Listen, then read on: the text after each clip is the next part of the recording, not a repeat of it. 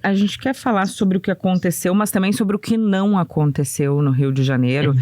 Desde 2010, com aquela ideia de polícia pacificadora, tudo que até evoluiu, mas o que aconteceu nesse meio do caminho para culminar numa operação como essa em 2025, com todos os reflexos que tem, o que deixou de ser feito no Rio? Olha, acho que principalmente o poder público, e aí eu digo no âmbito geral, seja federal, municipal, estadual, os governantes de maneira geral, não cumpriram com o seu papel, desde 2010, quando aconteceu aquela mega ocupação no Complexo do Alemão, e a gente viu sangue, mortes, a imprensa nacional inteira cobrindo e acompanhando tudo aquilo que aconteceu. E 15 anos depois, exatamente 15 anos depois, porque foi 28 de novembro de 2010, a gente está aí dia 30 de dezembro, dia 30 de outubro, a gente consegue ver exatamente a mesma cena se repetindo. Então, você vê que é um tipo de operação que, de fato, não resolve o problema na ferida, mata, as pessoas que morrem são substituídas e o crime organizado continua, o índice de violência continua, não diminui, tiram um número de armas que a gente já viu inúmeras vezes, que depois muitas dessas armas acabam sendo vendidas pelos próprios policiais da corporação, muitos policiais corruptos, infelizmente tem as laranjas podres, tem muitos policiais honestos, inclusive que eu conheço, que eu sou amigo, mas tem muitos que não são e acabam fazendo esse tipo de coisa. Então, é uma situação assim complexa, e eu acho que uma oportunidade que o poder público perde novamente de fazer uma transformação real numa geração. Então, mais uma geração perdida. Renê, eu te conheci ainda menino, já fazendo esse mesmo trabalho. E parece que é enxugar gelo, Todo esse tempo as coisas continuam praticamente da mesma forma. E sempre se falou que é a ausência do Estado que permite a infiltração do tráfico nas comunidades. O que se vê no Rio nos últimos anos é um agravamento dessa situação, o Comando Vermelho tomando mais espaço e o Estado ainda ausente, sem fornecer os serviços básicos para as comunidades. Tem alguma expectativa de que isso possa mudar e de que forma, já que essa ausência é uma coisa de mais de meio século? Olha, acho que a gente tem uma realidade hoje nas favelas do Rio de Janeiro, de não só das facções criminosas, como também dos grupos de milícias, e que estão, inclusive, no Congresso, estão, inclusive, na Câmara de Deputados, de vereadores, em vários desses espaços, e influenciam politicamente. Então, o problema hoje da criminalidade no Rio de Janeiro não é um problema só que está exclusivamente dentro da favela. Hoje a sociedade está aplaudindo. Matou tantos traficantes, matou, morreu porque tinha que morrer, marginal, isso e aquilo. Mas não acaba com o problema, não diminui. Não é que não acaba, mas não diminui. Porque esses 120, que o governo está falando que foram 117, que todos eles tinham envolvimento com crime. Se esses 117 tinham envolvimento com crime, daqui a 48 horas eles serão substituídos e colocadas outras pessoas no lugar antes mesmo do enterro deles acontecerem, porque o plantão vai continuar. Então, a questão da criminalidade no Rio não está somente em matar, porque não vai resolver o problema. Não vai resolver o problema, a gente vai estar substituindo o problema. E aí, quando a gente fala de enxugar gelo, muita gente critica, fala, mas vocês estão defendendo o bandido. Não, longe disso. Ninguém que mora dentro da favela quer crescer vendo seu filho, sua filha, próximo de boca de fumo, próximo de arma, de fuzil, de drogas. Ninguém que mora na favela quer esse tipo de situação. Não é, muito pelo contrário, as pessoas evitam muito isso, de ter esse tipo de contato. Mas a realidade é outra. Então, quando a gente se depara com essas situações de operações como essas, a gente cria uma preocupação, porque a gente sabe que muitos acabam fazendo palanque político. E aí eu não estou falando só do governante, do governador, por exemplo. Mas tanto a direita ou a esquerda, todos os lados políticos nesse momento acabam usando isso como um trampolim político e não efetivamente pensar políticas públicas do que pode ser feito e como pode ser feito, de efetivo. né? Como a gente pode mudar essa realidade? Só pensa na mesma coisa. Tiro e morte. Nesta linha, né, o que tem se dito agora, não é de agora, mas o que ganhou força é tentar asfixiar o crime por meio de conter, né, o financiamento do crime, o dinheiro que financia o crime.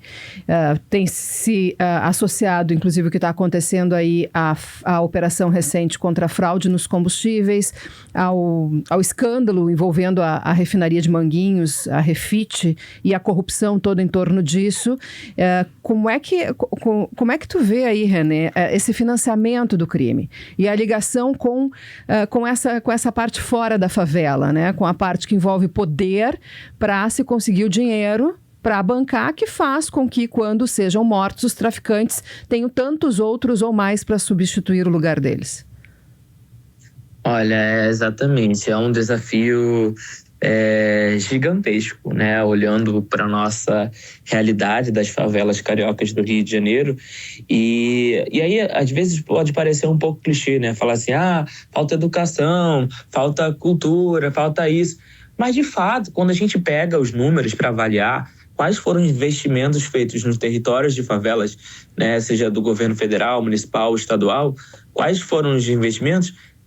O orçamento da polícia, o orçamento de segurança pública para esses territórios é infinitamente maior. Se o mesmo tipo de investimento, se a gente está falando aqui, vamos continuar investindo na polícia para acabar com o crime organizado, beleza. Mas em paralelo a isso, eu estou investindo o mesmo 1 bilhão de polícia militar, eu estou investindo 1 bilhão na educação. Eu estou investindo 1 bilhão aqui para a gente mudar essa realidade, para que daqui a 10 anos as próximas gerações não vivam exatamente o que a gente está vivendo hoje. Só que não existe isso, infelizmente, não existe um plano de transformação desse território, existe um enxuga-gelo.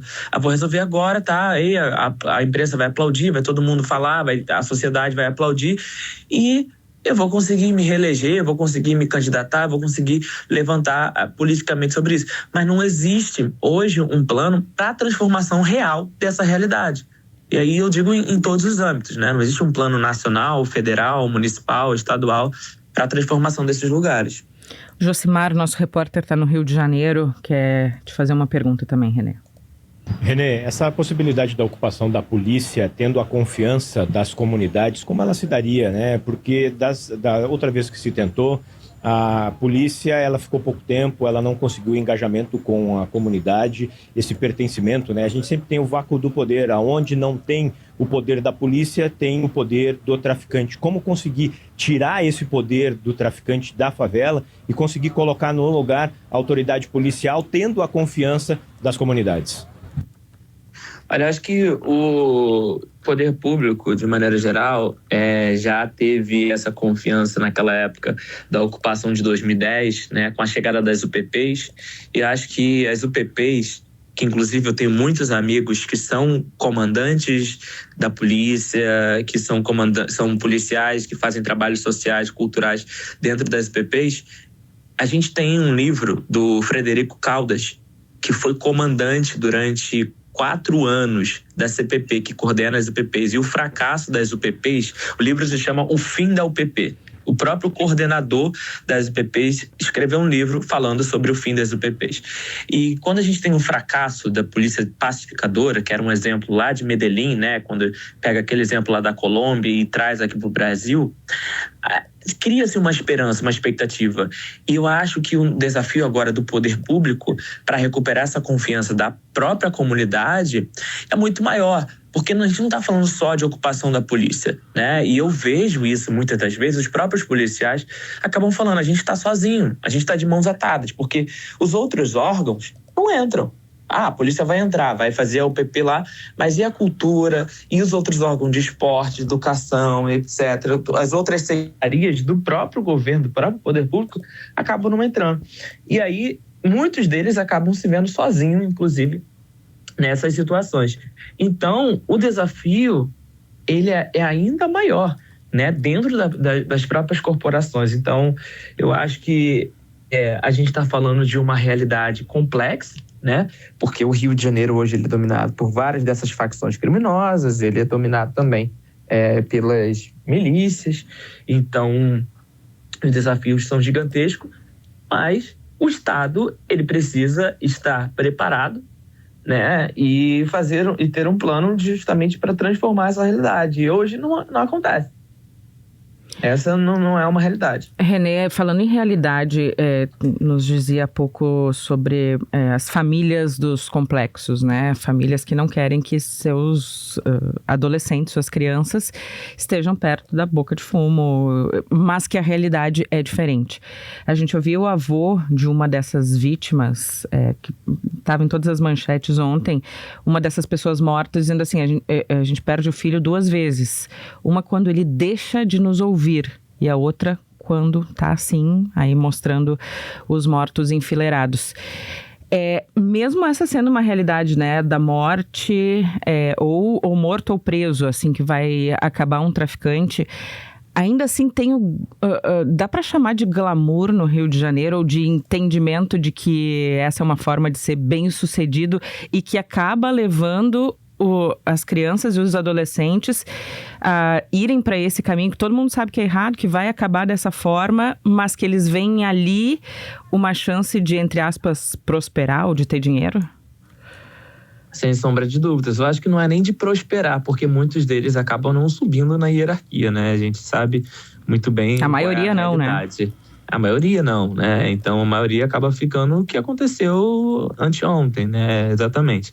Mas eu acho que tem outras questões envolvidas, né? A gente olha, por exemplo, pelo índice de jovens que saem do ensino médio antes de completar o ensino médio, que a taxa é muito alta. No Rio de Janeiro é maior do Brasil, de maneira geral, assim, né? Tem alguns dados, né, do Ministério da Educação falando sobre isso, que o Rio de Janeiro é um dos piores estados, né? E os colégios estaduais, que são ali da gestão estadual, não tem nenhuma política para dar essa realidade, né? Para poder fazer com que os jovens continuem no ensino médio, terminem o ensino médio, que vão para outros espaços, que tenham qualificação técnica, que tenham outras oportunidades.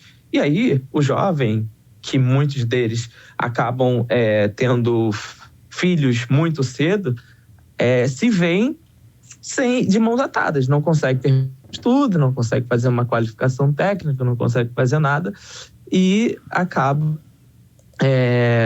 indo para esses outros lugares, né, sendo ali chamado ali pelo tráfico, muitas vezes, para poder receber 400, 500 reais por semana. Então, essa é uma realidade, não podemos negar. Do que mais você sente falta nas favelas? É de escola de turno integral, é de saúde, é de cultura, é de esportes? Porque eu sei que as carências são muito grandes e quando a gente olha o Rio visto de cima, né, parece impossível se imaginar como as pessoas vivem tão apertadas, tão amontoadas e com tanta ausência de serviços básicos, incluindo água e saneamento, água e esgoto.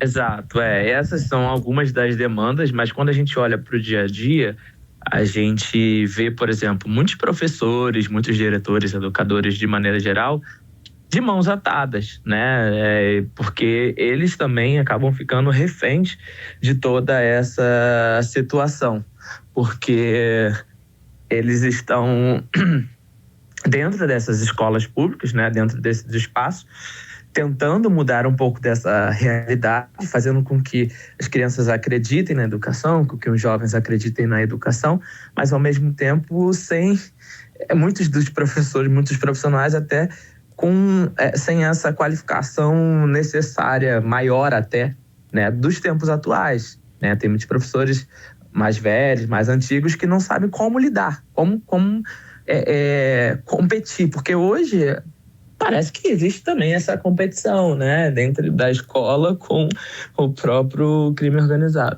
Então é um desafio gigantesco para a população, é um desafio gigantesco para os educadores de maneira geral, para poder mudar um pouco dessa realidade. E Renê, o que a comunidade está esperando aí para os próximos dias? Tem medo que aconteça um novo confronto, de uma reação, de um acirramento de ânimos? O que vocês têm projetado aí para o curto prazo, para os próximos dias mesmo, na vida de vocês, né? O que a gente tem visto de maneira geral, assim, observado, ainda tem muito receio, muito medo. Ontem, por exemplo, não teve tiroteio, mas os comércios, as escolas de esporte e saúde funcionaram parcialmente ou nem abriram. Então, as pessoas ainda estão com medo, não só aqui no Complexo Alemão, como na cidade, como, né, foram fechadas várias vias, como várias coisas, vários ataques, né, aconteceram ao mesmo tempo. Então, existiu toda essa preocupação da população carioca. Mas, de maneira geral, a gente, a população sempre tem um pouco de esperança, sabe? De que alguma coisa vai mudar, de que alguma coisa vai melhorar, mesmo sabendo que esse tipo de operação é recorrente. Essa foi a mais letal, foi a que teve mais mortes na história do Rio de Janeiro e do Complexo do Alemão, do Complexo da Penha. Mas o que a gente pode observar, de maneira geral, é que a população ainda está apreensiva com tudo isso que aconteceu, porque nunca foi visto uma operação desse tamanho, né, com tantos tiros que a gente ouviu, com, né, tudo isso, mas ao mesmo tempo com uma esperança, né, de que as coisas podem melhorar, mesmo a gente, muitos achando que é uma operação que enxuga gelo, né, que tipo, vai fazer a mesma coisa e não vai mudar. Que outras ações, que outras medidas foram tomadas pelo governo do estado para que isso não continue acontecendo, né? Acho que só tem a mesma, de abater o criminoso, de matar e de diminuir o tráfico de drogas através de operações policiais e não nada a longo prazo, por exemplo. É o que nos resta, Renê, esperança, né? Bom dia, obrigada por conversar conosco, por trazer um pouquinho dessa tua visão para os ouvintes da Rádio Gaúcha.